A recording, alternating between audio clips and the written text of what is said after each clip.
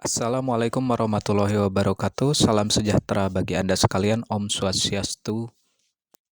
Pada kesempatan kali ini Mimin akan membahas tentang sangkur dan pisau impor. Sangkur dan pisau impor standar militer itu berbeda dengan sangkur dan pisau untuk standar pada umumnya. Untuk selengkapnya kita cek satu persatu pada edisi kali ini. Sangkur impor yang pertama adalah Aitor Tornado. Kita bisa dilihat daripada tampilan Aitor Tornado ini dibuat dari baja yang berkarbonasi tinggi. Pada bagian bilah, ini sangat tajam setajam silet dan tidak perlu banyak pengasahan. Di bagian bawah ada semacam kotak untuk menyimpan korek api pada tabung itu. Tutupnya juga berfungsi sebagai kompas. Kebanyakan pisau-pisau militer itu adalah pisau impor yang standar dengan standar kemiliteran. Produsen pisau impor negara-negara Eropa dan negara Asia, dan juga benua Amerika. Untuk masalah harga bisa dicek di link deskripsinya. Kini beralih kepada pisau impor standar militer berikutnya. Aitor Komando. Tampilannya tidak jauh beda dengan Aitor Tornado karena masih satu pabrikan. Aitor ini diproduksi oleh negara Spanyol, sama seperti halnya Tornado juga sama diproduksi oleh negara Spanyol. Pabriknya pun sudah pasti sama, hanya yang ngebedain adalah namanya aja, karena masih satu pabrikan. Versi berikutnya adalah Negro. Sangkur Negro itu mempunyai ciri lambang rusa di bagian sarungnya. Biasanya terdapat dua varian, yang satu hijau dan yang satu lagi hitam pada tampilan luar. Pisau ini biasa dipakai oleh para pemburu atau yang hobi dengan survival pencinta alam. Ketajaman jangan diragukan lagi karena produk impor rata-rata mempunyai tingkat karbonasi yang sangat tinggi. Bagian belakang adalah bagian yang seperti gergaji. Fungsinya adalah untuk memotong ranting-ranting sebagai bahan untuk membuat kayu bakar. Tak lupa juga ada pengunci di bagian gagang sangkur. Cek harga di deskripsi. Sangkur berikutnya adalah sangkur Jungle King. Inilah sangkur favorit Mimin, karena sangkur ini merupakan sangkur yang paling lengkap dan cocok digunakan untuk bertahan hidup di hutan. Dilengkapi dengan pisau lempar, kompas, ketapel, alat pancing.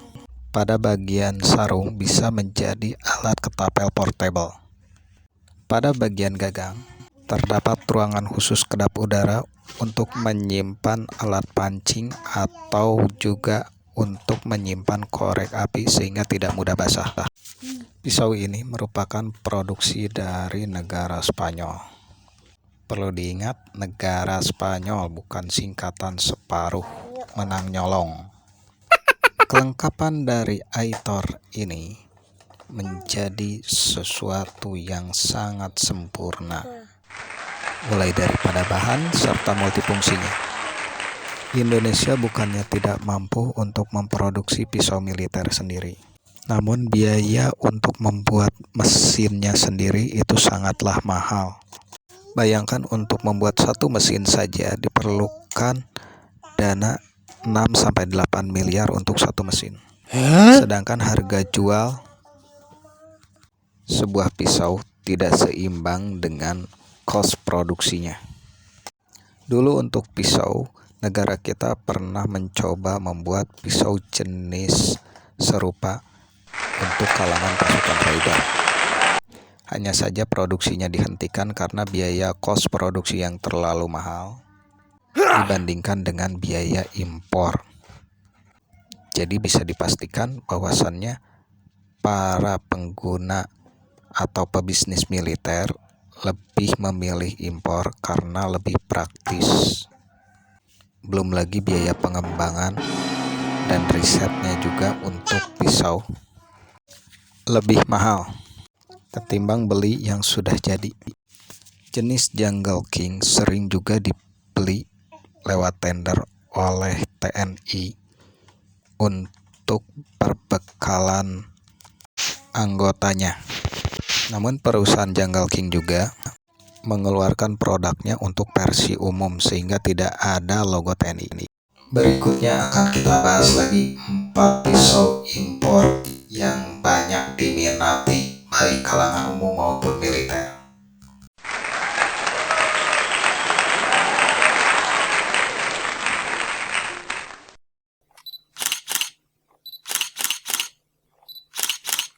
Empat pisau ini merupakan jenis pisau impor yang biasa diminati oleh umum maupun militer.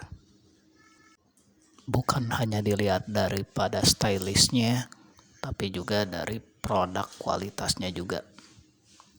Untuk lebih jelasnya, mari kita simak bersama-sama. Pada bahasan pertama, kita bahas tentang pisau Aitor Rambo. Terinspirasi dari film Rambo yang dibintangi oleh Sylvester Stallone, pisau ini juga diberi tambahan nama First Blood karena pisau ini pernah dipakai oleh Rambo tipe seperti ini. Dengan pegangan yang cukup besar, sekitar 40 cm dari ujung bilas sampai gagang, dengan sarung terbuat dari kulit, beratnya juga tidak main-main, hampir 1 kg. Mengenai ketajaman, jangan ditanyakan lagi, sudah pasti tajam karena ini merupakan impor buatan Spanyol. Seperti pisau-pisau militer pada umumnya, pada bagian gagangnya terdapat ruangan untuk menyimpan korek api atau juga bisa dipakai untuk menyimpan alat pancing. Ruangan pada gagang bisa dibuka tutup dan juga kedap udara. Mengenai masalah harga, memang tidak main-main pisau Rambo tersebut. Cek saja deskripsinya. Berikutnya akan kita bahas tentang pisau Columbia First Blood. Hampir sama namanya dengan pisau Rambo, ini merupakan pisau Columbia First Blood. Pisau ini merupakan pisau impor buatan Amerika Selatan. Hanya saja kelemahannya mengenai pisau impor tersebut tidak dilengkapi dengan dus pelindung. Jadi rata-rata untuk para penjual kebanyakan mengemas memakai bubble wrap tambahan dan juga dus karena tidak ada yang dinamakan dus pelindung, tidak seperti buatan-buatan Spanyol. Harganya pun tergolong lebih murah daripada pisau-pisau impor lain. Namun untuk masalah kualitas tidak diragukan lagi untuk pisau impor. Murah, meriah, mewah, dan gaya. Nah, inilah tampilan daripada pisau Columbia First Blood.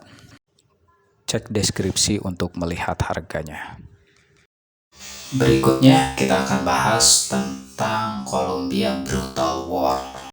Pisau Columbia Brutal War ini merupakan pisau buatan Amerika Selatan, Columbia. Sama seperti pendahulunya, pisau ini tidak dilengkapi dengan dus pelindung. Kenapa dinamakan dengan Brutal War? Karena pisau ini memang desain sebagai pisau pembunuh. Ketika pisau ini ditusukkan kepada lawan, maka akan meninggalkan bekas yang menganga dan sulit untuk disembuhkan karena adanya gergaji di bagian tumpulnya. Pada bagian gagangnya didesain untuk menusuk. Ketika desainan untuk menusuk tersebut menjadikan performa dalam menusuk lebih erat sehingga tidak mudah jatuh ketika menusuk. Pisau sudah tajam dan terasa oleh pabrik, jadi tidak perlu mengasah ulang lagi. Gagang tipe menusuk ini merupakan gagang yang sangat pas untuk pertempuran jarak dekat. Harga tidak jauh beda. Cek langsung ya. Berikutnya adalah Sangkur Columbia model Sparta. terinspirasi dari film Spartacus, di mana para gladiator menggunakan belati dengan dua bilah mata pedang, dengan gagang yang bulat sehingga lebih dinamis jika dipakai dalam pertarungan. Tentu saja, model belati Kolombia ini tidak cocok untuk pakai pengiris bawang, sebab merupakan belati spesialis untuk menusuk, menyerang, menyabet, serta bertahan terhadap belati musuh. Terlihat di antara gagang dan bilah, ada variasi gergaji untuk mematahkan bilah pisau lawan. Harganya pun terbilang murah meriah mewah. Panjang rata-rata 35 cm dari ujung bilah sampai ujung gagang. Sangkur ini bukan hanya sebagai kategori sangkur saja, tapi merupakan jenis belati spesial untuk pertarungan jarak dekat.